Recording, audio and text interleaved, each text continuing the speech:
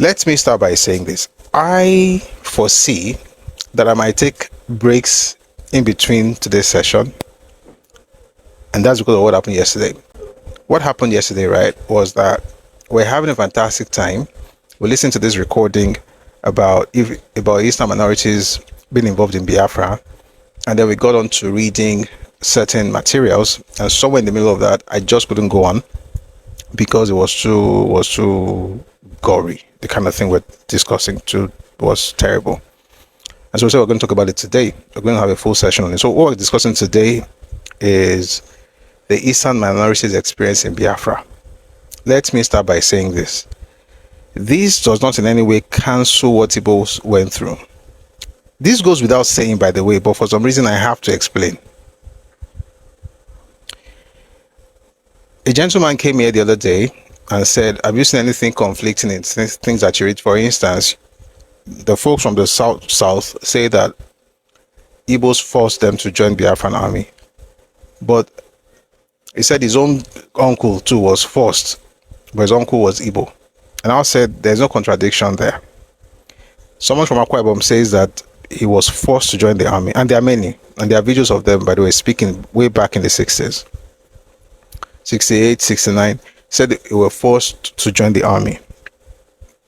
Just because he's saying he was forced does not mean your uncle was not forced.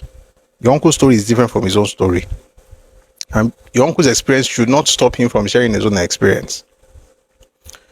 I don't talk a lot about the sufferings of the Igbo during the war, not because Igbos did not suffer, but because we have listened to that story for almost 60 years. And there's nothing wrong in listening to the story, to continue to listen to it. However, there are other groups that you have not, whose stories you have not heard at all.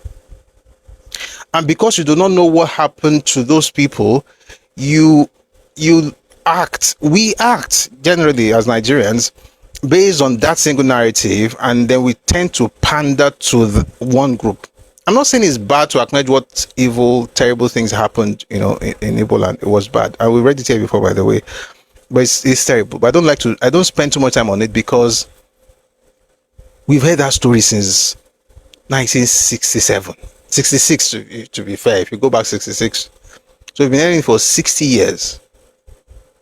And I'm sure people will still keep hearing that story. There's nothing wrong with sharing your own skinny, but it's not one story. There are others who also experience different things.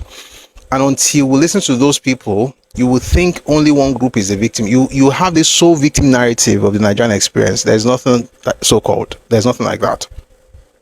The one who was a victim in one instance was actually the perpetrator of terrible things in another instance. And to begin with, that's just to tell you how crazy human beings can be and how terrible wars can be and how wars bring out the basest instinct in man. And as I read this, let me just say this. If you don't like it, please, I beg in the name of God, you can just step out. What Chibuzo wrote now is it's predictive. I can tell what might come. If you hate what you're about to read, don't worry about it. It doesn't sound good to you, it's okay. You just go. If you write nonsense in the comment section, especially folks from the southeast, I might get angry. I'll tell you to listen. So all of us will listen to this one as well. So this is what we're going to do. We're going to read at least 3 books. We're going to start from what we read yesterday, especially because I know that a lot of people here today were not here yesterday. So this will help us to all, have the same understanding of what happened. So what I'm about to read now essentially talks about, like a snippet. This is not everything, to be clear, but gives an idea what happened in the Eastern region. Now, why do we keep saying this? Because there's this thing where when we start talking, somebody comes along from time to time, tells you Biafra is one, all the Eastern region is one. And I've said several times, God did not create the Eastern region. You did not even create it. You didn't have enough. You didn't create it. The British created it. They created it They created the Eastern Province in 1939, Eastern region in 1947, and that region ceased to exist in 1967. So you see, it's not an ancient idea. Okay, we have people alive who are older than the idea of Isa province concept. Okay, why is that important? Because when you have conversations and you have people just rambling and shouting, oh, you hate us, you are trying to break the Eastern region. Nobody's breaking what was not even together. And when you were trying to break out of the Eastern region, there are some things that were done to certain people. Also, when you see the pushback in Rivers State, there's a reason behind that. And maybe today we're going to get into some of those things. We're going to start with Rivers State and also Rivers State at the time and also the Southeastern State. And I'll say this before we get into it. Whenever you read books about Nigerian history, anything before 1995, if you say the word Southeast, it's not talking about Igbo land. Okay? Southeastern State. Any material you read from 1967, May 27, when the state was created, up until around 94, 95, when Abacha had his own constitution, where Dr. Alex Ekweme proposed the idea of 6 geopolitical zones. By the way, the word Southeast, the geopolitical zones that we have, that people hate so much, came from an Igbo man. It's quite interesting how things work in the Southeast, isn't it? What is South South? What does South South mean? That South South you hear actually came from Dr. Alex Ekweme. It wasn't South South people that came up with that thing. So all this one that you're shouting, where is South South in the map? By the way, the idea of South South is not about geography, it's geopolitical zone, not geography. So you may not find it on your map, but that's what people have decided to call a particular zone. So you take it just like Middle East. There's no Middle East in the map. There's no Middle East rather in on your wind vane. There's East, there's no Middle East. But we have Middle East geopolitical area, so to speak. All of that to say this. Whenever you say the word Southeastern or Southeast or Southeastern states from 67 to around 94, 95, it's talking about present-day Akwa Ibom and Cross River states. At the time, when Yakubu Gowon created states on May 27, 1967, he broke the Eastern region into 3. The Southeastern State, the East Central State, and Rivers State. Rivers State is present-day Rivers and Bayelsa. Well, most of Bayelsa, because part of Bayelsa was actually Western region, but most of it was, of course, Eastern region.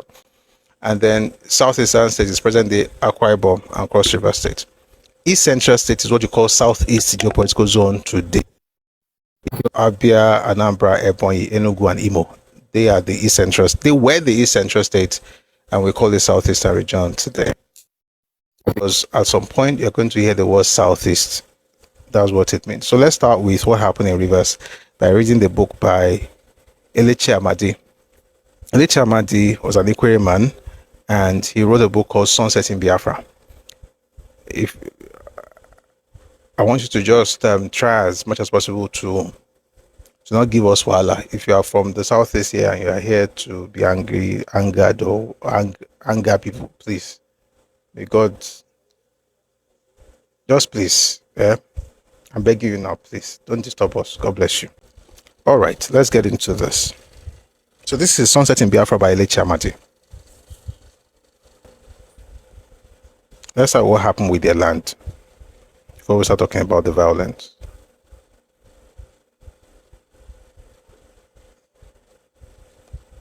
And we've done this before here, but it's important to repeat it if we're going to put things together. So let's start with the stuff about the land. Ojukwu and his top advisors did not quite appreciate the plight of the minority groups. If they did not show it. Having proclaimed their Biafra, they ignored or underestimated the fears of the minorities. These fears were fed daily by cruel arrests and detentions. Gradually, even those of the minority groups who had lost relations and property in the north came to feel that their salvation lay in a united Nigeria. A popular saying among the less, I'll take that slowly. A popular saying among the less intelligent Ibos was, "This is Biafra land." To them, the proclamation of independence meant the communal ownership of land, a highly prized thing in Igbo land. In my village, Ibos who had been living among us peacefully for years suddenly became aggressive and tyrannical. They would walk into private property and harvest plantains, oranges, and pawpaws in spite of protests from the owners. This is Biafra land, was all they said.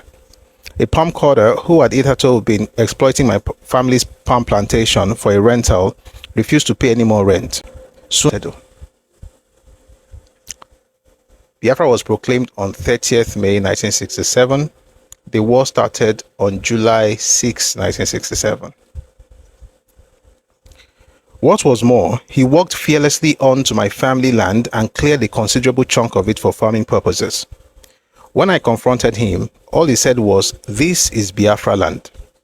I could go to court if I liked, he advised. It was unthinkable.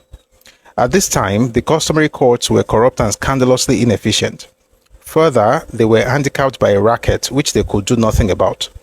If a defendant felt he had no leg to stand on, all he needed to do was to ask for a transfer of the case to the magistrate court in Port Harcourt. He would then race to Port Harcourt and quote-unquote see the man who handled the transfers. The application would then be buried underneath a pyramid of files. The plaintiff at the customary court The plaintiff at the customary court end might then wait for years without getting a hearing. The customary court would tell him, and quite rightly, that they were waiting to hear from the higher court. This practice was particularly successful in land matters, because while a case was hanging fire, a land grabber could plant crops and harvest them. In fact, it was rumored that this was a carefully worked out device to do the natives out of their land. This was probably untrue, but in the circumstances, it was difficult not to believe. I watched helplessly as the trespasser bit deeper and deeper into our land, planting as he went. The particular piece of land in question did not matter very much. In fact, if the man had come in the usual way to ask for it, he would have got it without any trouble. As it was, he was deliberately carrying out an experiment, which, if successful, would have great consequences for all landowners. Was to put up a very bold front. With luck, the man might be frightened. I'll take that again. With luck, the man might be frightened off. If, as often happened, he invited his tribesmen to help him, then I would just have to give up the unequal struggle. Early one morning, my brothers and I, armed with sharp knives and cudgels, took up positions on the farm. I conspicuously parked my battered Volkswagen by the roadside. By midday, nobody had appeared. We went home. We did this for a week without anyone showing up. Eventually, the farm was overrun with weeds. I had won a victory, but I knew it was a Pyrrhic victory. I was branded a saboteur, and many damning reports about me were sent to the militia, the civil defense, and the army headquarters in Port Harcourt and Umuahia, the new rebel capital. I had never felt so trapped in my life. About this time, December 1967, my village was engaged in its annual fishing spree in Balam, a series of freshwater ponds very rich in fish. The Ibos living in our midst insisted on fishing. "It is Biafra fish," they said. We resisted, knowing full well the possible repercussions. We were defeated. Secessionist soldiers were posted along the path to the ponds. As the fishermen emerged, they were made to surrender their catch at gunpoint. The villagers reacted splendidly. They did not panic or fight back. They were prepared, they said, to provide the soldiers with fish, so long as they, the owners of the pond, did the fishing. For days, the soldiers carted off baskets of fish for nothing. In the end, their consciences stung them. They grew ashamed and relented, and so what with rice and fish stew, we kept up the spirit of Christmas in spite of the tensions of war.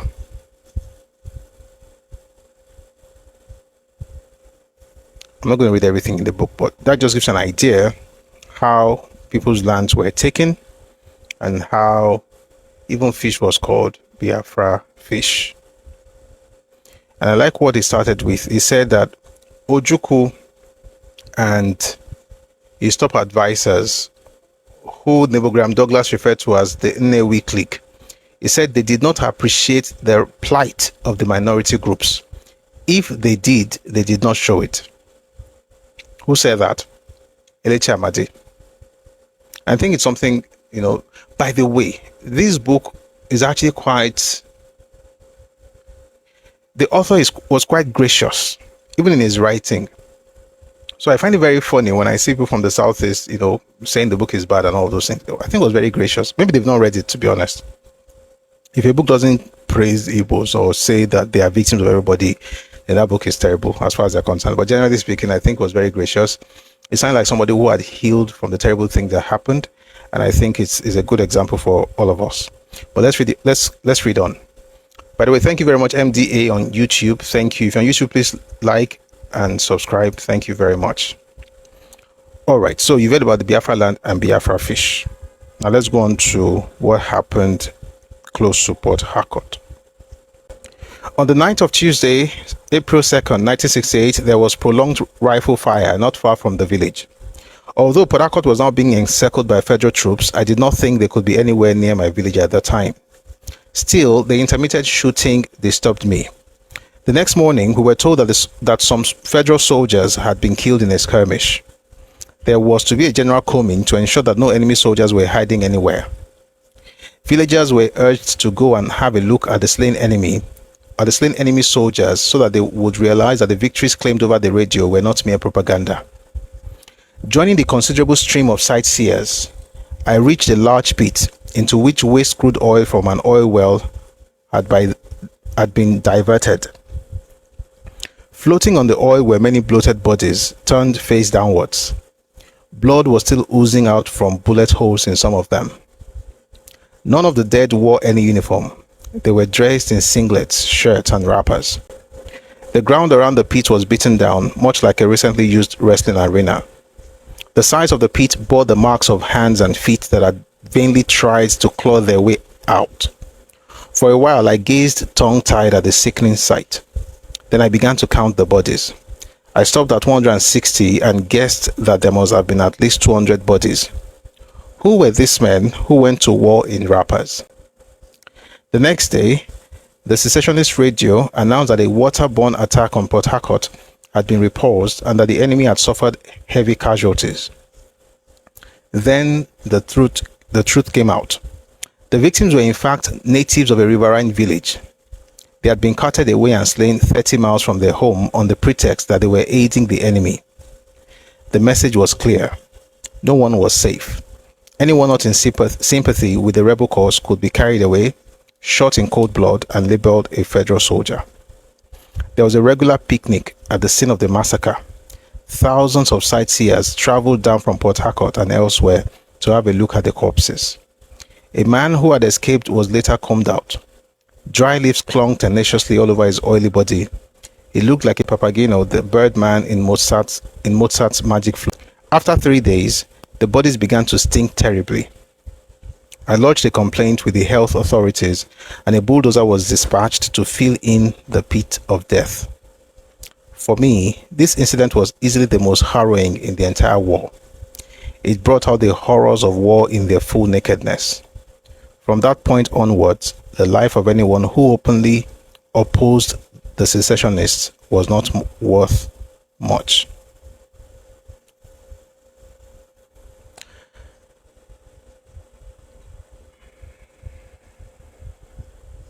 Okay, let me read a few more things here before we go to the other book. In Uyo, Ikorekpene, Okpobo, Oji River, with its power station, Oka, and Onitsha had been captured by federal troops. The secessionists were in an angry and dangerous mood. They no longer bothered to give reasons for arrests. Suspects were bundled into jail, and that was it. By this time, my clansmen, Chief E.J.A. Oriji and Mr. Nwanodi, were being held in detention. A manhunt for Dr. Obiwali, a former lecturer at Nsukka University, was going on. The fugitive fled from farm to farm, eating whatever he could find. Occasionally, he slipped back into the village for a solid meal. On one of these ventures, he came face to face with rebel soldiers. Fortunately, they did not recognize him. He told them he was Dr. Wali's brother and played the part so well that the soldiers were fooled. As soon as they left, he disappeared into the nearest bush. Meanwhile, orders had been given for my arrest. On several occasions, my brother-in-law, while driving my car, was stopped and questioned about me. Once, he was actually arrested. As he was being taken away, he was identified and then released. The idea of hiding in the bush had no appeal for me. The strangers in my village knew the forest very well and would soon call me out, dead or alive. I chose Port Harcourt instead. In the day I lay low, I never slept in the same place for 2 consecutive nights. However, it soon became clear that my arrest was a matter of time. I decided to pay a visit to Asa and give final instructions to my houseboy. I would also seize the chance to secure some important manuscripts. On 8th April, when I got to Asa, a letter was waiting for me. It read, "Dear Captain, I'm sure you do not know me. I am a Ghanaian staying with Mr. Petgrave, an expatriate. I have an important message which is too confidential to be written down. Call at number 8 Mbono Street, Port Harcourt as soon as you can. Blankson." I stared at the scrap of paper for some time. A trap, I wondered. "Who gave you this?" "One man, sir," my boy said. "Soldier?" "No, sir." "He come with car?" Yes, sir." "He come with another person?" Yes, sir, 2 person. "One white man drive the car come." On making inquiries from the teacher who lived nearest to me, I found the car had been a Morris Mini Minor. If this man was an expatriate, he probably had a letter or a message from my publishers in London. But why the secrecy? Or was he a Biafran intelligence officer? The possibility was very strong. I changed my clothes, packed a shirt and a pair of trousers as spares. Life was very uncertain these days and drove back from Asa back to Port Harcourt. As I made the 23-mile journey, my mind was in a whirl. Obigbo was the first checkpoint. It was easy enough, and amiable if tired schoolmistress in a pair of khaki trousers smiled me on. 10 miles from Port Harcourt at the Eleme Road Junction, I joined a long queue of cars waiting to be searched. I was so far behind I could not see the men at the checkpoint. "Elechi, hello." I turned around and saw a good friend of mine. Intimate as we were, I had to watch what I said. There were too many people in detention for careless talk and rumor mongering. In quotes. "This queue is not very short," I said, grinning. "This is nothing. You could go to Aba," he said. "I suppose there's no other way. Security, you know." I said evenly, "Rubbish. The men do not even search thoroughly." "Shh. What's that? Be careful." "Nonsense. Look, Elechi, I am fed up with all this. A 40-mile trip on this good road now takes 3 hours. I had, of course, sworn not to be drawn into discussions by people who talked like this, but who had inbuilt tape recorders that had the uncanny ability of scrambling and reassembling conversations in a most damning manner. I shut up. I knew what detention meant. I crawled to the checkpoint eventually. The sweating searchers seemed to have a terrible capacity for hard work. It was a motley crowd, including a Red Cross girl, a civil defense worker, an emergency special constable recruit, and a prosperous, heavily bearded civilian with a double-barreled chest gun and a double chin. Let's move away from this story. You know what? I don't want to make it about this book. Okay, I don't want to talk about his experience alone, but he was eventually caught, by the way. He was caught later. For instance, let me read some parts to you. I will just read some parts. When they were asking him questions.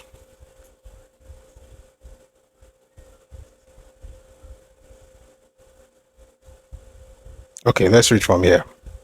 For a moment, the Red Cross girl stood idle and beckoned to her. By the way, the man who was heavily bearded with a double-barreled shotgun and a double chin, his huge waist was graced with beautiful plastic ammunition pouches filled with cartridges, so he was armed. For a moment, the Red Cross girl stood idle and I beckoned to her. I liked being searched by girls. It was gentler and much more interesting. "Open your boot." "Sure, darling," I said. She smiled and instead of opening my boot, came nearer to peep into the car. "You're a Red Cross girl, aren't you?" "Why are you here?" "I am in the accident prevention unit." "Why then are you searching me?" "I am only helping." "Do you want to search inside?" As I opened the door and moved out, as she made to move in, I whispered, "You're very pretty, really." Little sort of fine girl, Let's continue. "You're very pretty, really." She stood while dutiful, I added before she could recover. "You may go, but you haven't searched me. You're a troublesome man. I could be a saboteur or go on himself, she retorted. You know what? There's a part I wanted to show you. Okay, it's there. So while they were doing the whatever, I turned taggy. She burst out laughing and moved away. I thought I was free. I started the car. Wait, it was a double-barreled man. "Have you been searched?" Yes. "By whom?" "That girl there." "Did she search inside?" No. "Come out." I opted out. He opted in and pounced on 2 files on the back seat. "What are these?" "Manuscripts." "What?" "Well, have a look." "What is Siburu?" "It is the title of a play I have written." "How about this file?" "It contains poems." "Park your car this side." There is nothing in park your car this side. I obeyed. What is your name? Amadi. You must come from Owerri. No, from Ikwere. The people who want a river state, this is where I'm going now. The people who want a river state, you are the people killing us. You are all saboteurs. Do you know that an Ikwere man is the administrator of Port Harcourt province? Are you his brother? I am not a saboteur anyway. You may be, but I am not, and I don't like the way you are talking to me. Who are you? I have told you, I am Amadi. At this point, a soldier arrived.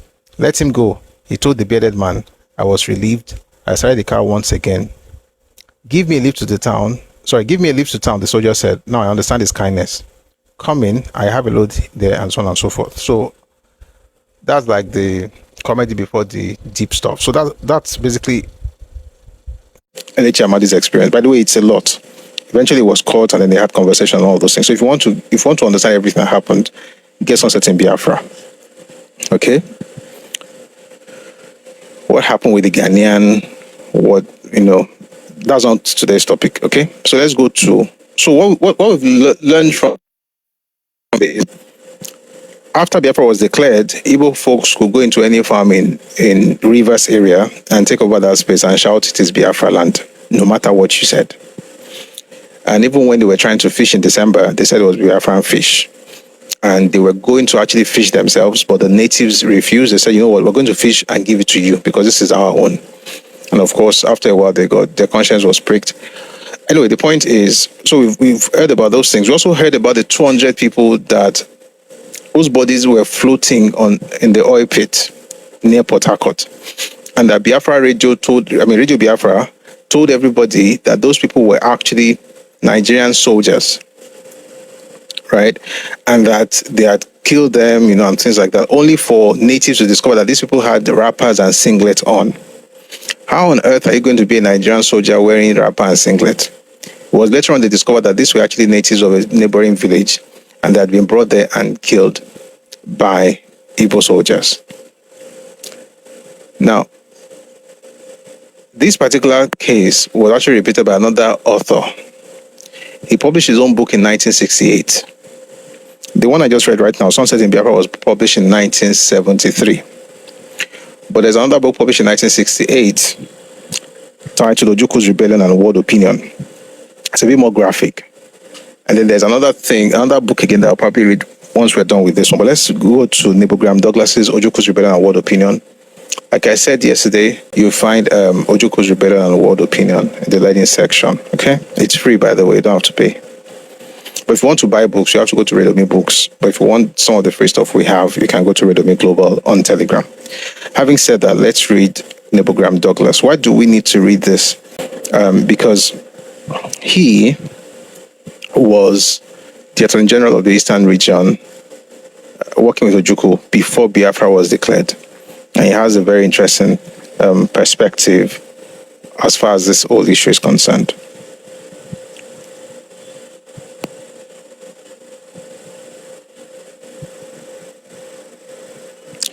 By the way, he resigned just before, as they were getting into this whole war thing, he just resigned. He couldn't be bothered.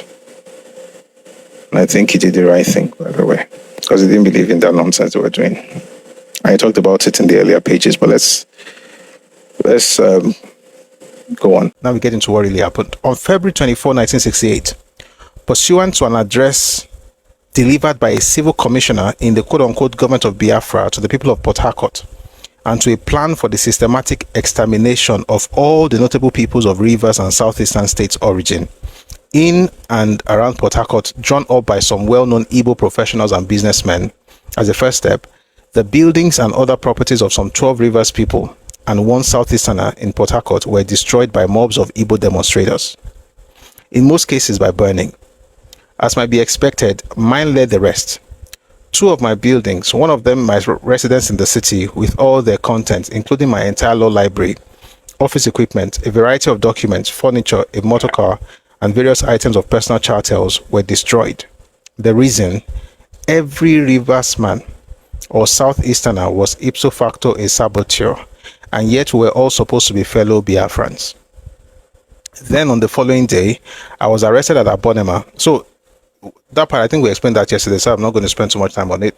Rivers Southeastern people, so Akwa Ibom, Cross River, Rivers, Bayelsa, they burned their buildings, right? 12 of them. So you begin to understand why they also reacted the way they reacted later. But let's continue. Then on the following day, I was arrested at Abonema and taken to Port Harcourt, to which in the first instance my movements were thereupon restricted. Then subsequently I was detained in what had become an army camp. To be a prisoner, if only for a day, is not a pleasant experience, and circumstances, blah blah blah. Let's just move away from this thing. Let's move to where he met Ojukwu. My first meeting with Ojukwu in these circumstances took place on Wednesday, April 3, 1968 at Umuahia. Why Umuahia? Because Umuahia was the new capital of the new rebel capital after Enugu was taken by the federal government or by the Nigerian army. My first meeting with Ojukwu in these circumstances took place on Wednesday, April 3, 1968 at Umuahia, and according to the provincial administrator Degema, who arranged it, its purpose was the effecting of a rapprochement between His Excellency and me. His Excellency appeared to welcome the opportunity of seeing me again, and after acknowledging the obvious fact that the Rivers people were not behind his rebellion, that is, in these words, quote, this is what Ojukwu said to him: I know that I have not been accepted by the Rivers people. I know that I have not made my influence really felt in that area. He appealed to me to do everything that lay in my power to win the Rivers people over to his side. I was too surprised to offer any definite help, even though I had much for which to be grateful to him, and that is that he had prefaced his short speech with an observation which cleared my name of all the malicious allegations of treachery and sabotage. In my case, he said, it was disagreement and not subversion. When we left him, I did so with a mandate for wooing the Rivers people for him, but I need only say here that nothing came out of that meeting. Anyway, again, we talked about this yesterday, that the idea that Eastern minorities were part of that stuff. I mean, there were individuals who were part of it, but as a collective, they did not care for Biafra. They wanted their own state. They had been clamoring for their states since the 1940s. They became very loud in 1955. They were not about to become part of Biafra. They wanted their states. And what happened, and what some people said about they having their states, number one, you hear it from Lechi Amadi, where that guy said that you are one of those people who want a state.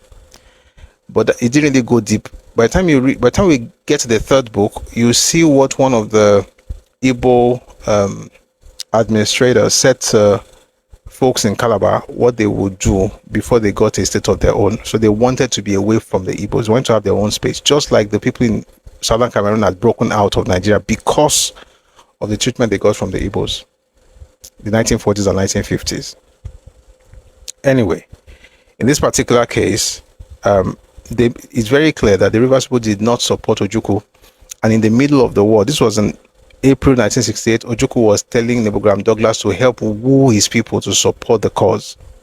So that tells you something. This whole idea that, okay, there was a consultative assembly, everybody in the Eastern region wanted no, they didn't all want a war or want a region or want a Biafra.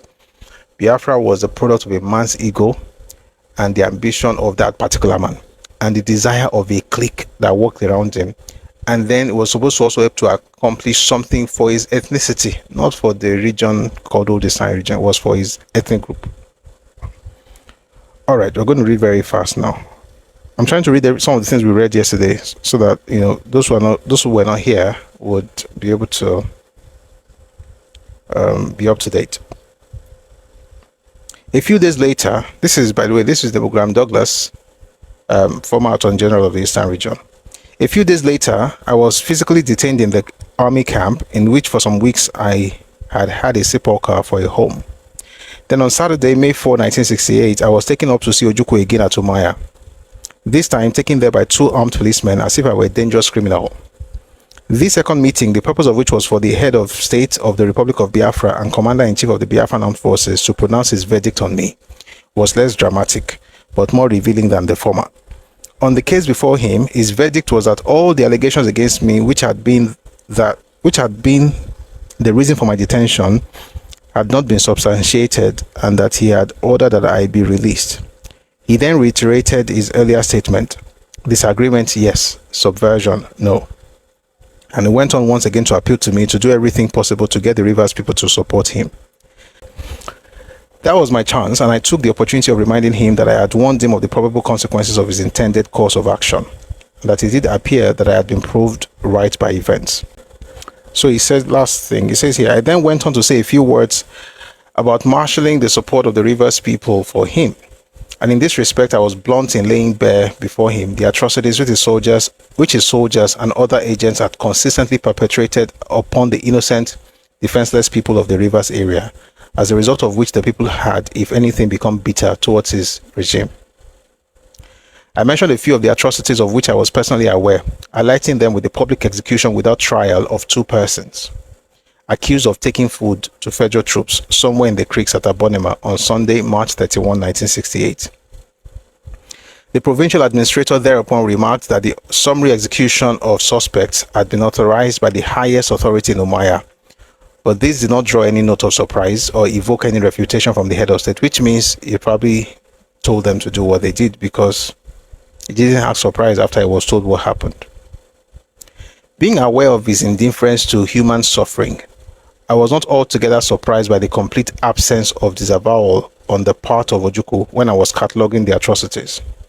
On the other hand, he gave us a number of reasons as to why he thought the Rivers people were not with him, and why in actual fact many of the leaders were defecting to the federal side through Bonny to Lagos.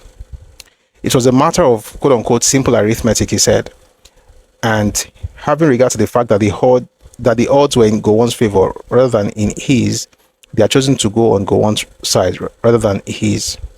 On this occasion, I noticed once more something which to me is admirable in Ojukwu's personality, and that is his forthrightness in interpreting himself to people. I might have said it earlier that Ojukwu had, during my short period of acquaintance with him, left me in no doubt as to his political ambition. I would defend him against any accusation that he altogether concealed from his followers the real motive spring of his secession. The truth, rather, is that he paraded his ambition before them, although at the same time, he pretended that the realization of his dream of empire would ultimately ensure to the... I'll take that again. I would defend him against any accusation that he altogether concealed from his followers the real motive spring of his secession. The truth, rather, is that he paraded his ambition before them, although at the same time he pretended that the realization of his dream of empire would ultimately inure to their benefit. If they pretend not to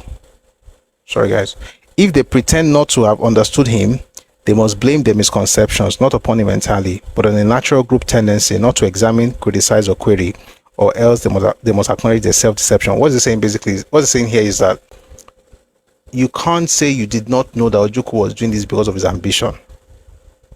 And if you claim that you did not know, it's because you were deceiving yourself. That's what he's saying basically.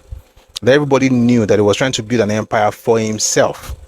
It was just that he was pretending as though building that thing would somehow benefit the people. But the entire thing was for him. And maybe when we talk about what happened in 66, I'll say this again, I'll go in depth, that the idea for Biafra was not a response to the killings of the Ibos. I know if I say it, you probably curse me out, that's okay, but that's the truth. The man wanted to have his own nation before anything even happened to Igbo people. And you see it in this book when you get it. Please read it. You read from the beginning. I read it slowly. You like it. It's eye-opening. There are other books, by the way. If you read A Struggle for Secession by N.U. Akpan, it also mentions some things that tells you this was about ambition. It's nothing about, it had nothing to do with the people. They didn't even care for the people at all. Because if he cared for them, you'll not be watching them die and taking pictures instead of feeding them with food that was available. But that's a story for another day. Let's continue. So too was it on this occasion. In his assessment of the general war situation, he virtually admitted to us that he had lost the war, but was at any rate trusting to some miracle which might yet bring about a reversal of fortunes. Of miracles which had already taken place in some of the theaters of conflict, he mentioned a few. And then apparently to impress upon me that in spite of the reverses consistently suffered on the battlefield, the hope of final victory was not lost, and that it might not be futile for the Rivers people to turn to follow him, even at such a time. He went on to tell us the current basis of his hope of sustaining the rebellion. That was some fortnight after his regime was accorded diplomatic recognition by the Republic of Tanzania. Upon this diplomatic quote-unquote breakthrough now consisted his hope of victory. And he went on to say that he had been promised recognition by some 4 other nations not named, the recognition of which was on the string, and that in the event of Port Harcourt not being lost to the federal troops within the following fortnight or so, 8 other nations, also not named, would follow. On the strength of these promises, he went on. He had been advised by the heads of state concerned not to give in, but to try to hold out. And if he did, they would have had sufficient evidence of resistance and the will not to get reconciled with the federal government, upon which to found justification for the decisions to recognize its regime. I'm going to move on very quickly to what really happened to the minorities, which is our topic for today. Yes, I confronted Ojukwu with the atrocities and molestations which the Rivers people everywhere were suffering at the hands of Biafran soldiers and other official personnel. So he says, I have already mentioned the public executions to which I specifically called his attention. That was a crime against a people as heinous in quality as it was barbarous in mode of accomplishment. Now we're about to get into it. At about 9 o'clock in the morning of Sunday, March 31, 1968, the head of the rebel army at Degema, a lieutenant colonel, quote-unquote, went over to Abonema from Degema with his firing squad and with the 2 men condemned without trial and without any opportunity whatsoever of being heard. There were in fact 3 originally, but on the way to Abonema, the 3rd man jumped into the river in a bid to escape to freedom and justice, but was shot at immediately, and his was a watery grave. Then, having arrived at Abonema, his lieutenants and men went into all the churches in town and drove there out the congregations who had already assembled for morning service, and sent them to the market square to see what example was going to be made of quote-unquote enemies of the state. Biafra, he said, was a Christian country, but state security took precedence over Christian principles.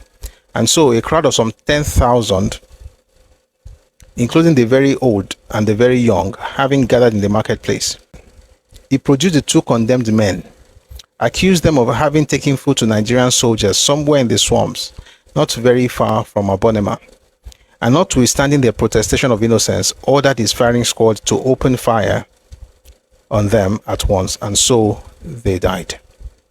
And then he went on to say that no longer did the government of Biafra require the cooperation of the people of Abonema, that on the slightest suspicion, future culprits were going to be dealt with similarly. To the people residing in Abonema or in the Abonema and Degema area, the said public executions were only a public display of deliberate practices which had been going on at Degema, the divisional headquarters, under cover of darkness for a long time, of which they were already aware. Languishing in the army cells there, as in other places throughout the so-called Ibo Outland, were hundreds of Rivers men and women, arrested and detained for no other reason than that they were not Ibos, or that they had not come out in open support of Biafra, even though they might not have been accused of anything savoring of subversion or sabotage. Under the aforesaid Lieutenant Colonel grew the practice of calling out of their cells every night some 4 or 5 of such detainees and taking them to face the firing squad. Then on the following day, their bodies will be found floating on the Sombrero River, and woe betide that man who offered to remove the body of a relative or a friend for burial on land. In this way, many well-known and well-connected Calabari young men, civil servants and policemen among them met their violent ends. Altogether, prior to the aforesaid public executions, no fewer than 200 souls had perished through this process. And when the area came to have its first crop of Marine commandos recently passed out, it got as well to witness a new mode of killing. The commandos had acquired new techniques of killing and learned some judo. In the detention cells in both Degema and Abonema, they had living sparring objects upon which to try out their newly acquired skill. And the result was many more deaths of innocent and unprovoking Rivers people. All the time, the Rivers had offered gruesome real evidences of unmitigated genocide, competing for places on them with the bodies of persons disposed of in the manners already described were those of poor innocent fish traders, plying up and down the rivers and creeks of the river states in search of their daily bread in their traditional merchantmen. Who had fallen prey to the greed or just sport of Biafran soldiers, patrolling such rivers and creeks. The usual manner in which these were disposed of was that the canoes were forced to stop with warning shots from Biafran rifles. Then they were boarded, and the occupants thereof were either shot without much ado and thrown into the water, or had their hands tied behind their backs before being thrown into the water. And in any event, all the contents of the canoes were transferred into the patrol boats, and the canoes were left to float unmanned on the rivers and creeks. Hundreds too did perish in this way. So what it's saying basically is this: that I jack a canoe, pack everything inside that canoe to their own patrol boats, and tie the hands of the rivers people in that canoe, or just throw them inside the water, or tie their hands and throw them inside the water, and then leave their own canoes to just float aimlessly. Those are the people with whom they agreed to have their own nation. What a wonderful story. Let's get back to the reading. We're reading Ojuku's Rebellion and World Opinion by neighbor Graham Douglas, who was the Attorney General of the Eastern Region just before the war. So let's continue. These daily killings send to the background the lesser forms of molestation of which every town, village, or fishing community in the whole of the river state has had to complain. If killing offered an opportunity of sport or fun, then beating offered even greater entertainment. And in this respect, there was no class distinction in traditionally stratified communities. Old and young, man and woman, boy and girl, chief and commoner, all alike were victims of Biafran barbarity. None was too big or too unimportant to escape the militiaman's whip or the butt of the Biafran rifle. One nobleman, Chief Miller Dick Harry Braid, was in fact beaten to death, and there was no prick of conscience.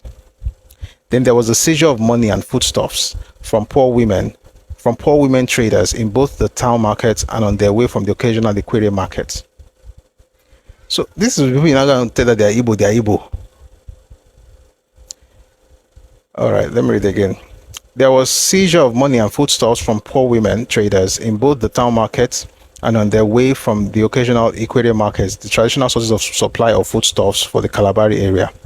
And from time to time, the army officers, in complicity with the administrative officers, mounted blockades of certain towns. Abonema suffered this fate on a number of occasions, so that the people were not allowed to go out to buy food or to fish and were left to starve. And if they complained, they were reminded of the economic blockade which the federal government had imposed upon the breakaway East, under the weight of which all Biafrans were writhing. Then too were the cases of arson of whole villages and other communities. In the Kalabari area, for instance, the villages of Elem Kalabari, the ancestral home of the Kalabari people, Elem Ifoko, Sema, to name just a few, and other communities of Erisekiri, Lelekiri, and more than 20 fishing settlements were burnt down by Biafran soldiers. And when their residents went home to their villages to seek other employment, they were followed there, arrested on one pretext or another, and taken away to detention camps or to face the firing squad. On Monday, 26 February 1968, well over 100 male persons from the villages of Angulama and Minama were removed from the said villages, taken first to Degema, where they were mercilessly beaten by a number of rebel soldiers and by the Lieutenant Colonel himself. Then removed to the detention cells in Rainbow Town, Port Harcourt, the site of the headquarters of the 52nd Brigade of the Biafran Army, from which they were, it was later revealed, led to face the firing squad. They were accused of being infiltrators from the Nigerian army, but heaven knows that they were poor, unsophisticated fishermen. Shortly thereafter, all the males from the age of about 12 years of the village of Kaladekema, the habit of saying prayers for Nigeria. In consequence, the village was raided, and everybody found therein arrested. Later, the women, including the leader of the band, were released after having been beaten up sufficiently, and the men were removed to Port Harcourt as already narrated. Eventually, the prayer house was set on fire, and they were enjoined not to hold prayer meetings any longer. In a similar manner, other prayer houses in the area had been closed, and Biafra is a Christian country. Apart from such atrocities as were matters of daily occurrence, there were the organized ones which took place in waves. I have already mentioned the cases of arson. Early in February 1968, two strategic villages on the New Calabar and Sombrero rivers, commanding the approaches to Abonema Degema from Boni, fell to federal troops. Soon, word went out that the majority of the troops who displaced the rebel soldiers therein were rivers young men, predominantly Kalabari. As a reprisal, the towns in the area were to be punished. This is what both the Provincial Secretary Degema and the notorious Lieutenant Colonel told me a few days before I was arrested and taken away.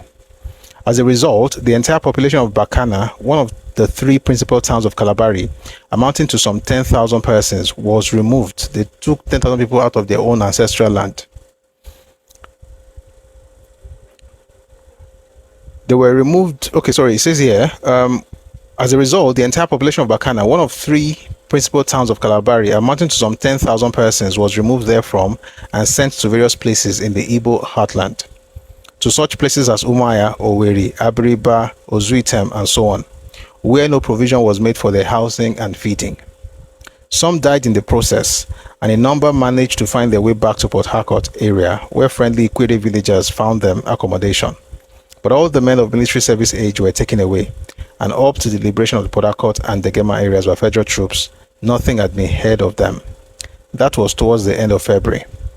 At about the same time, a number of prominent chiefs and gentlemen were arrested and taken away from the towns of Buguma and Abonema, detained first at Degema and then at Port Harcourt, where a few were on earth grounds allowed to be taken on bail by close relatives on the one condition that they did not move out of Port Harcourt.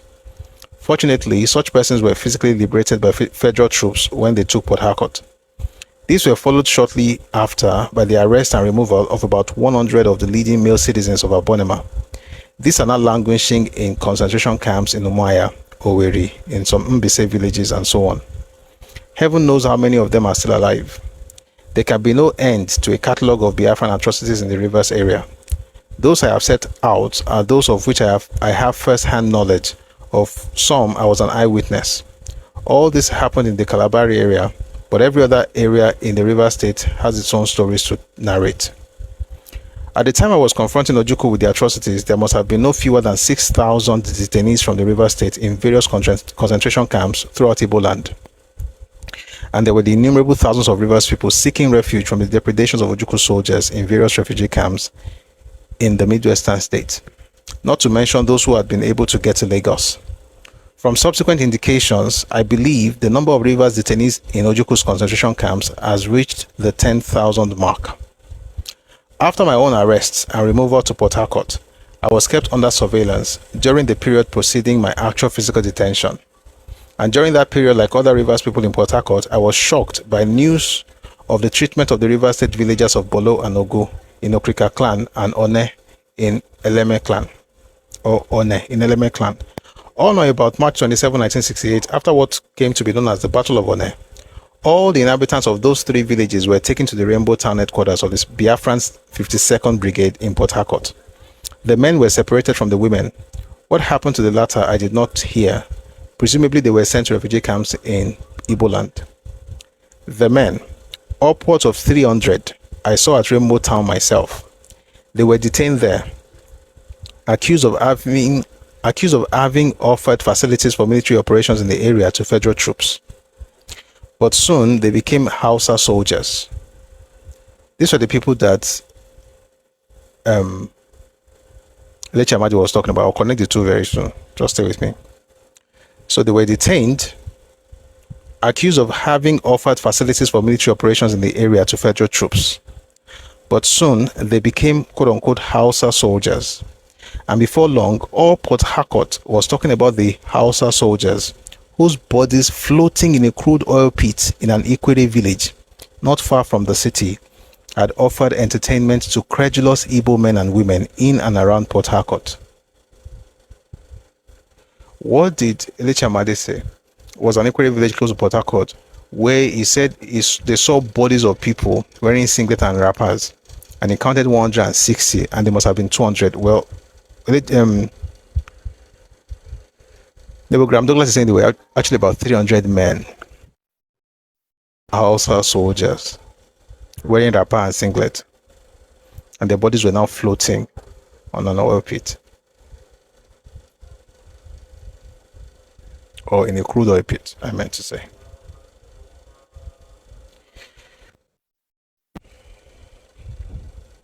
These atrocities did not evoke any feeling of remorse or shame in the ordinary Igbo man or woman. To them, every person of Rivers or Southeastern state origin, Southeastern is Akwa Ibom and Cross River, every person of Rivers or Southeastern state origin was by that very fact a saboteur, for whom there was only one law and one punishment. True, these people were part of a tyrannical system, which was preoccupied with the suppression of a colonial revolt. But what in 1968 must evoke in every Nigerian, and indeed every African, a sense of profound shame, is the pride with which the ordinary Igbo man walked into an eating house or low-class restaurant in Port Harcourt and asked for win the war meat. God, can I read this thing? Jesus is Lord.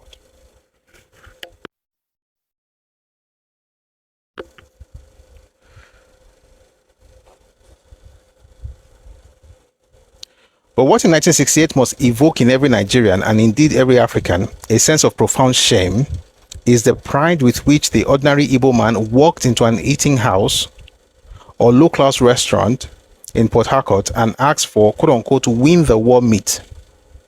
Do you know what win the war meat is? That is the flesh of a slaughtered rivers person or southeasterner, and the equal pride with which the eating house owner offered him his ordered delicacy.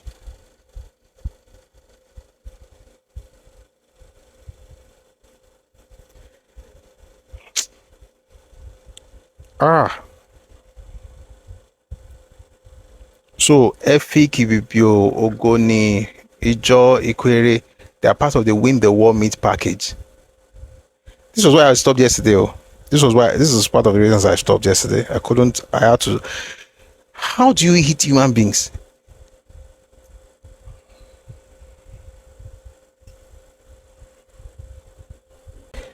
Again, he says, but what in 1968? Why he said that is because the book was published in 68 in the middle of the war.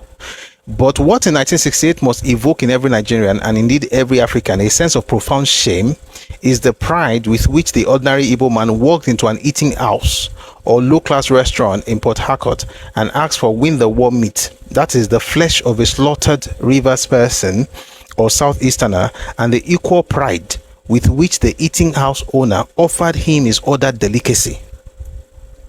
I could well understand the indignation of one of my guards, an Ibibio police corporal, during my detention when he refused to take his lunch one day because he had discovered in the soup what was unmistakably a human ear and pieces of meat of a kind that was not readily identifiable. He was the leader of the guard, so the others followed suit. They found ear in the pot of soup given to the detainees.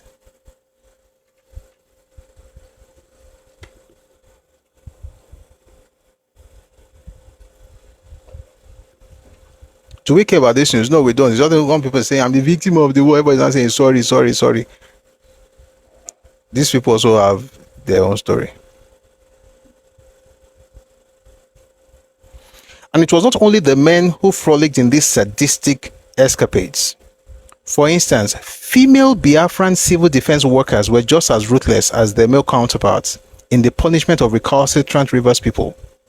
And on Wednesday, May 15 and Thursday, May 16, just a day before federal troops entered the city, several Igbo women demonstrators were proudly parading the streets of Port Harcourt with the limbs of slaughtered minorities people and chanting tribal war songs. Several Igbo women demonstrators were proudly parading the streets of Port Harcourt with the limbs of slaughtered minorities people and chanting tribal war songs. That was barely 4 days after the Rivers and Southeastern States residents of Port Harcourt and the surrounding area had escaped Operation Wipeout. That was the name of the intended extermination of all such persons. A pogrom from which they were saved only by the proximity of federal troops and the panic caused by the sounds of federal guns.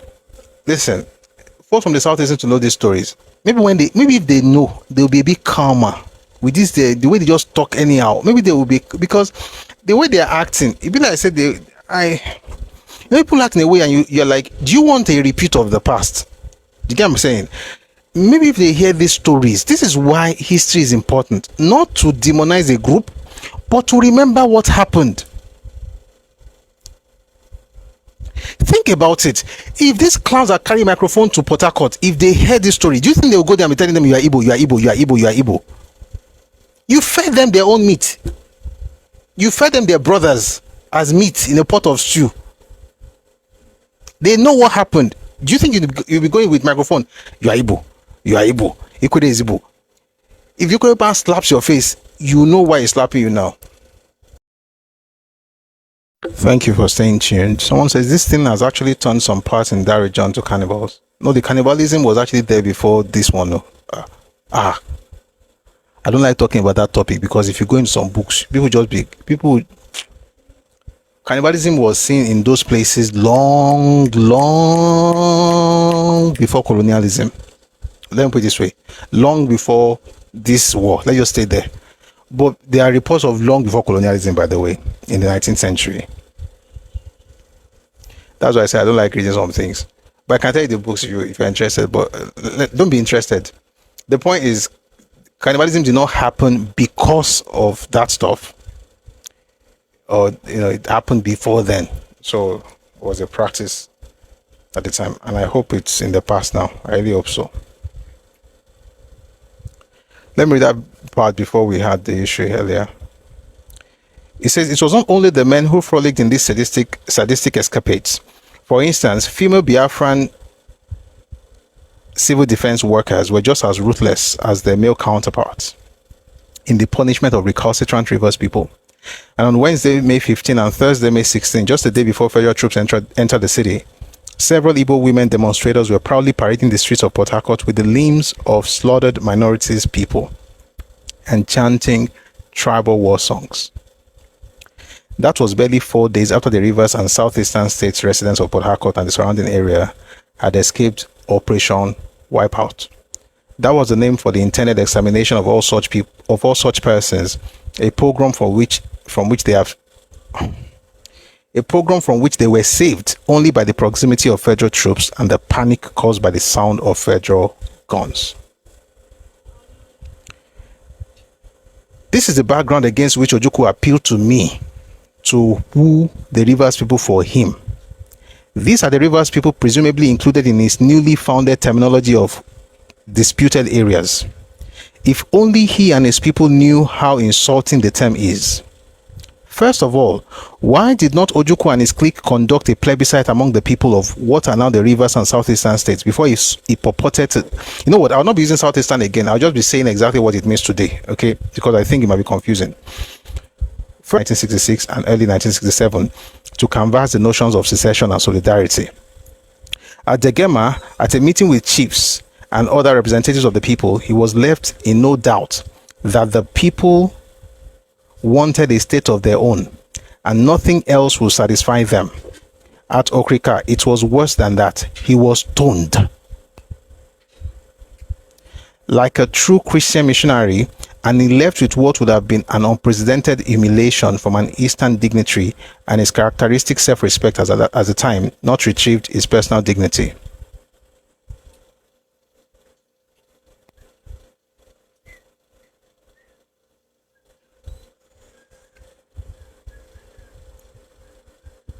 At Yenagoa, that's Bayelsa, and everywhere else he went, it was one story. The people had had enough of Igbo rule. That person who came the other day and said minorities said they wanted to be part of this whole thing, this is what the minorities said, not in 2008 or in 2026, in 1968 they did not want to be part of Biafra. He knew too that the grievances of the minorities peoples were many and genuine. I have set out herein above part of the terms of reference of my constitutional committee and of the covering letter forwarding them to me. They were a cheated people, that's the minorities. What has he done in the interval to make them wish to change their positions? What has he offered them other than blood and incalculable hardship and molestations? And then too was his confession to me and others on April 3, 1968 and May 4, 1968 that the Rivers people had not accepted him. That was barely a fortnight before Port Harcourt was liberated, and that was followed shortly by the liberation of Degema and Yenagoa provinces. What makes him think that they would be willing now to compromise their newly acquired freedom? Freedom acquired at the cost of pain and suffering. And if other index of the Rivers people's disposition were required, I would refer him to the fact of the rate of enlistment by Rivers young men in the Federal Nigerian Army to fight for the liberation of their homeland. I gather that there are thousands of them, but that is not the point of their heroism. What is more striking is that many did so regardless of the risks involved in their journeys to enlist at Bonny. In other words, as soon as the federal government took over those spaces, they moved en masse to join the Nigerian Army. That's youths in Rivers area. because they needed to do something. They couldn't do anything with the Biafran guys. They had no weapons. But now they could join Nigerian military and do what they had to do.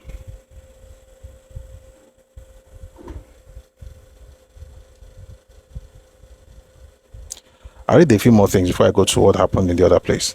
Stay with me, please. It says here, it is not just that they wanted to be soldiers. If it were I'll take that again. It is not just that they wanted to be soldiers.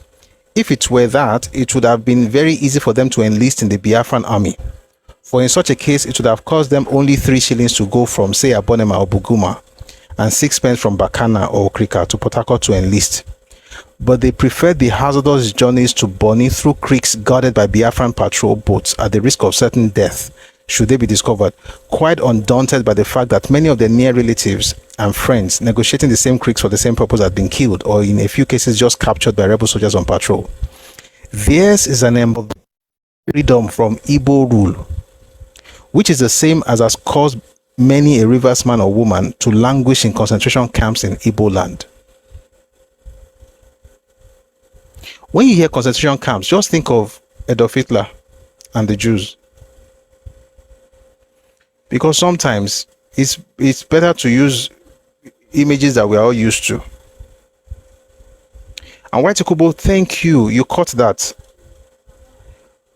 He called the areas disputed areas. Do you know what it is to call your homeland disputed areas? And like White Kubo said on YouTube, it's very correct. It's similar to Lagos is no man's land. Ojukwu was declaring Port Harcourt, areas in Port Harcourt as disputed areas. What makes them disputed? The fact that it's no longer an ancestral space of certain people, or that you just want it to be disputed so you can take it.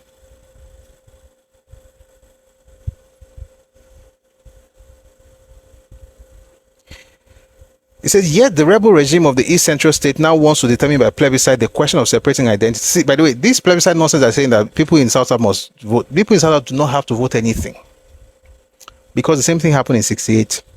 Yet the rebel regime of the East Central State now wants to determine by plebiscite the question of separate identity for the hitherto neglected and defrauded peoples of the minority areas. I think it is highly presumptuous of them to expect the verification of their much vaunted and publicized assertion of solidarity behind their so-called head of state. And unless it be to browbeat an already beguiled world, I cannot imagine the purpose behind this new position.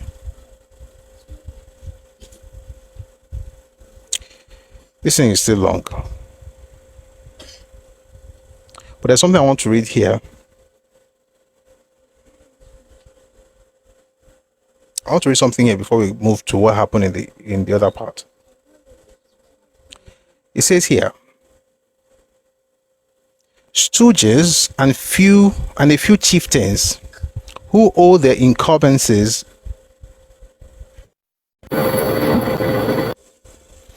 Adeglo says it is unfair. Ojukwu was not punished for his. Yes. And since you didn't punish him, you're going to have Wazirike, you're going to have Nnamdi Kanu. Miss Mosun says, then who does the Igbo love when they could do this to people close to them? Very good question. Whenever you hear everybody hates us, everybody hates us, my question is, who do you love? Anyway, let's read a few more things. Stooges and a few chieftains who owe their incumbencies to government patronage apart from... I'll take that slowly. Oh boy. Let me drink water, I beg.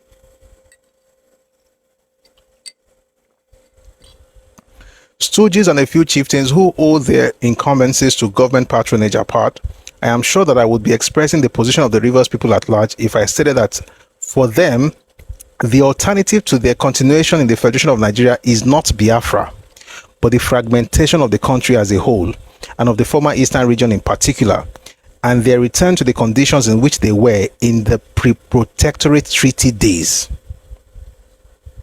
That's before 1900.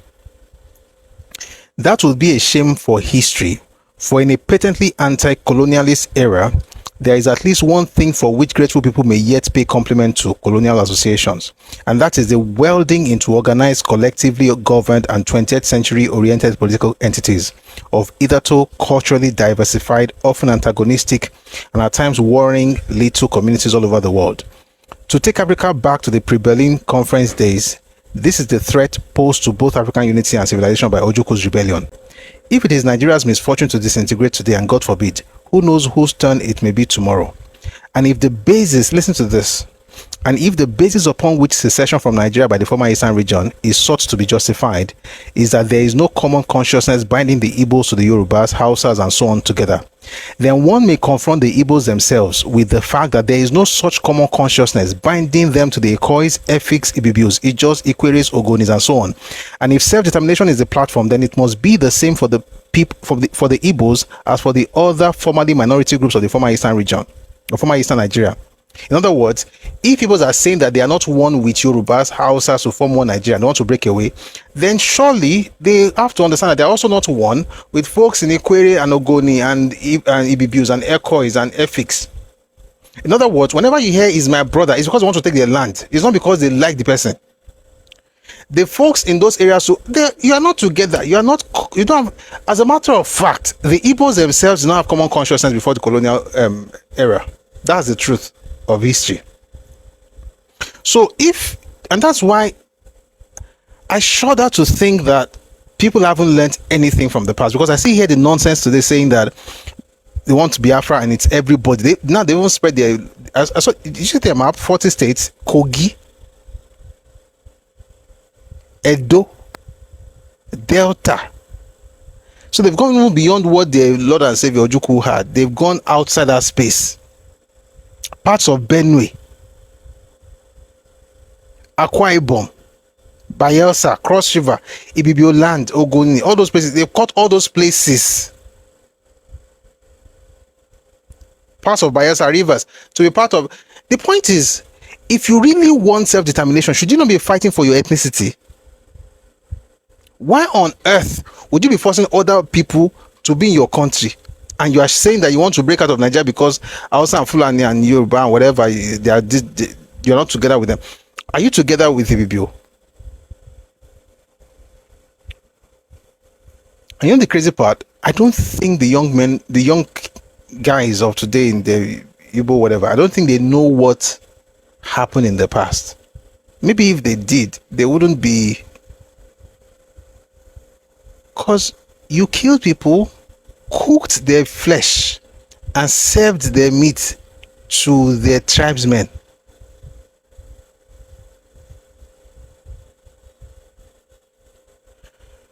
Wow. I now said that you are one country. Okay. Let me read a few more things before we go to the other book. I'm still on Ojuku's Rebellion and World Opinion by Neighbor Graham Douglas.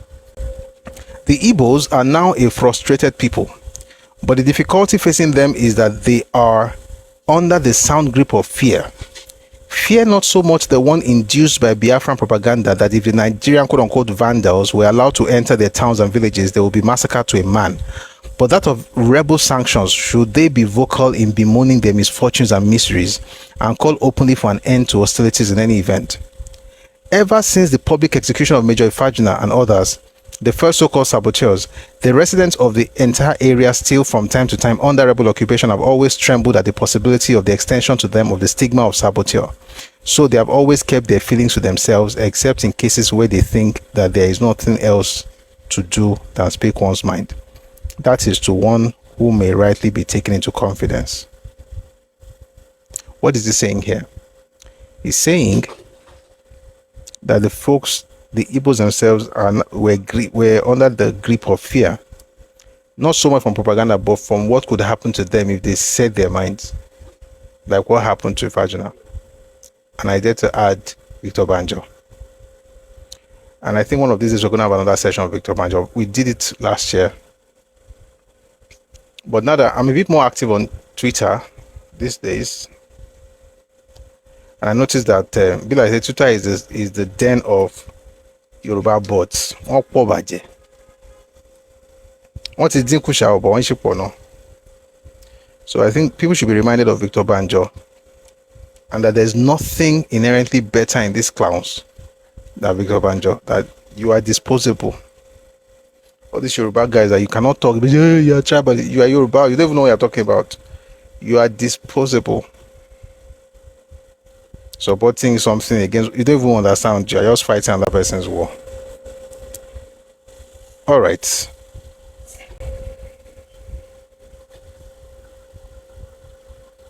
I'm going to read the entire book, but if you want to read the book, you can get it online. You can get it for free on Telegram channel, Redomi Global. And if you want to see other books that you may want to buy, you have to go to Redomi Books on Telegram as well.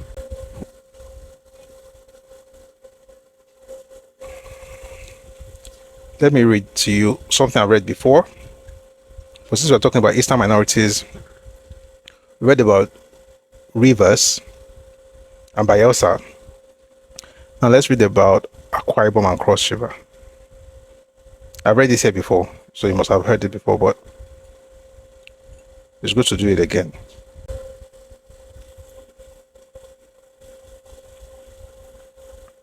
Someone says there are plenty here on TikTok. Okay, we all learn together, then hopefully some of them will wake up. Like I said, this is not about whether you love people or you don't love people. It's about understanding your neighbors, understanding history. And I dare to say that a lot of Ibos, especially the young ones, also do not know what happened in the past. Because there's no way you will know that your parents did this and you still be stupid the way these people. I said it earlier, I'll say it again. You cannot know these stories and carry mic to the same Port Harcourt and be telling them that they're Ibos. If they do something to you, you think that government will hold those people and say, even if government owes them, they've done what they want to do. That's why when you read these stories, you have to appreciate folks in Rivers State and Bayelsa and Akwa Ibom and Cross River. You have to. Let's read the other part. This is from Calabar. I'm reading Crisis and Conflict in Nigeria, Volume 2 by A.H.M. Kirk Green. At the recent Kampala peace talks, Dr. B.J. Mkeme from Calabar, a retired senior medical officer in the employment of the former Eastern Nigerian government, who is well known to the other side, gave a resume of rebel atrocities in the southeastern state of Cross River and Akwa Ibom states in the following words, and this is what he had to say. It was clear to all right-thinking people that these people, the minorities, wanted to remain within the Federation of Nigeria, but with states of their own, in which they enjoyed the right of self-determination. These did not suit the Ibos of the newly declared Republic of Biafra, and so they were determined either to force the 5 million non-Ibos into the Republic or to exterminate them systematically. To this end, Ibo soldiers were quickly sent to all non-Ibo areas with instructions to keep down the people, detain or even kill all who dared raise a voice in protest against the idea of Biafra. The provincial secretary for Calabar, an Igbo man, called a mass meeting in June 1967 and addressed the Calabar people thus, and I quote, "You Calabar people say you want a state of your own. Let me tell you that by the time the federal troops come here to enforce this mad idea, there will be no one left but grass and weeds, for we shall have flattened your land and killed all you Efiks." From then on, the non-Ibos of the eastern minorities, From then on, the non-Ibos of the eastern region were subjected to torture, detention, all forms of human indignities, and even killing. In Asang, a town in Enoin division, where I come from, and which is just a mile from Okpo, my own village, all the inhabitants, numbering about 400, were carried away to an unknown destination. In Asang, a town in Enoin division, where I come from, and which is just a mile from Okpo, my own village, all the inhabitants, numbering about 400, were carried away to an unknown destination. 2 women, one a relation of mine who had been bedridden for 2 years, were slaughtered in cold blood because the soldiers said it would be a burden to carry them along, and they were under instructions not to leave alive any persons in the town. On the way out, a woman gave birth to a babe, Ade, and was groaning in her travail. The soldiers bundled her out of the canoe which was taking them away, shot both mother and the innocent child, only a few minutes old. In Atananoyo, another town in the Anoy division, the whole town was burnt down together with all the people the Igbo soldiers could lay hands on. An uncle of mine was killed together with his wife and 4 or 5 children. The only surviving child is a girl of 10 years, a right arm severed, who now lives to tell the tale of how they were all lined up by the riverbank and shot. Luckily for her, she did not die and is being cared for by me now. In Ikorekwayon, 3 miles from my hometown, the Igbo soldiers rang the church bell one Sunday afternoon and forced everybody in the village at gunpoint to assemble in the church building for a special prayer for the survival of the so-called Biafra. When all were assembled, the Igbo soldiers surrounded the church, set it on fire, burning down the villagers and shooting those who tried to escape. It is estimated that more than 300 men, women and children were massacred in and around that church that day. At Ikoroport, 2 wells were filled with the bodies of men, women and children, all thrown in there by Igbo soldiers to die. In Idro, a village 4 miles from my village, the men folk were forced to dig 3 large pits, each 7 feet deep. All the men and women were tied hand and foot and thrown into them. Children were dumped in with their parents. 5 men were left to cover each pit with earth. When this task was done, the men were themselves all shot dead and their bodies placed on the mounds. I saw these bodies and the mounds myself when I arrived there 3 days after the gruesome and inhuman incident. On the day federal troops landed in Calabar, that was 18th October 1967, there were 169 civilians in detention by so-called Biafran soldiers in the Calabar army barracks. They were all lined up and shot dead by Igbo soldiers, 169. They were all lined up and shot dead by Igbo soldiers. Those dead include Mr. Effiong's parts, an ex-member for Calabar in the Nigerian parliament, and Mr. Ekmayong, a senior lecturer in Nsukka University, well known to Professor Njoku. Even as I speak, these acts of genocide are still being carried on by the Ibos in minority areas still under their occupation. When they were being chased out of Port Harcourt, the so-called Biafran soldiers killed off almost all the rivers people they could lay hand on, in accordance with instruction from their high command. The killings continue now in the riverine areas not yet under federal control. Recently, 200 Ibibio men and women who had been under detention in Umuahia were taken out to face a mob who brutally murdered them in cold blood outside the Progress Hotel. There are many other gruesome incidents of children and pregnant mothers killed in marketplaces by Igbo soldiers, of houses and properties of non-Igbos wantonly destroyed. Similar stories of atrocities in the minority areas have been told by other prominent Nigerians from the southeastern and river states, including Chief Holmes, Dr. Graham Douglas, whose book we just read, former Attorney General of the former Eastern Region military government under Governor Ojukwu. Contrary to Dr. Njoku's claims, the minority peoples have always welcomed federal troops with enthusiasm, and so on and so forth. All right. I was going to go into what happened in the Midwest, but we'll leave that for another day.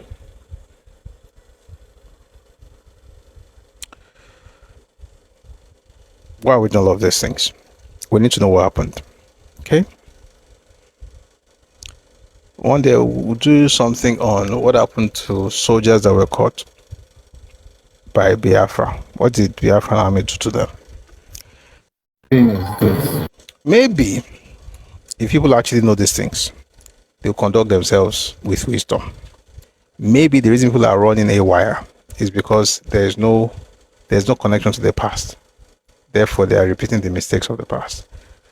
And also, let nobody go all over the place lying through their teeth, telling us how, they built a paradise in the Eastern region for minorities. Minorities were killed, and particularly, I say this, that one of the major reasons Nigeria actually went after this whole Biafra thing was that they couldn't just go with their own space. If Ebola wanted to break away back, then they would have gotten it. If they want it now, they will get it. I can assure you they will get it. If they want that nonsense policy they're banding all over the place, they will not get even for local governments, because this spirit of stealing is not from God, it's from a demon. There's a demon in charge of just telling people to steal other people's lands and resources. And that Biafra thing will never happen unless it's Igbo land. And the reason is not because I'm cursing, or it's not even a curse, it's just reality. It would never happen, because those other people also have a right to determine their own future.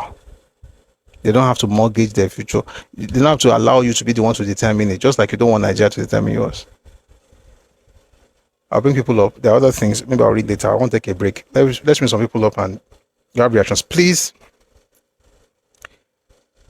We read some very, crazy stuff. So please, if you want to get angry and curse, don't bother coming up. Okay. So you have to keep it clean. That's what I'm trying to say. Please.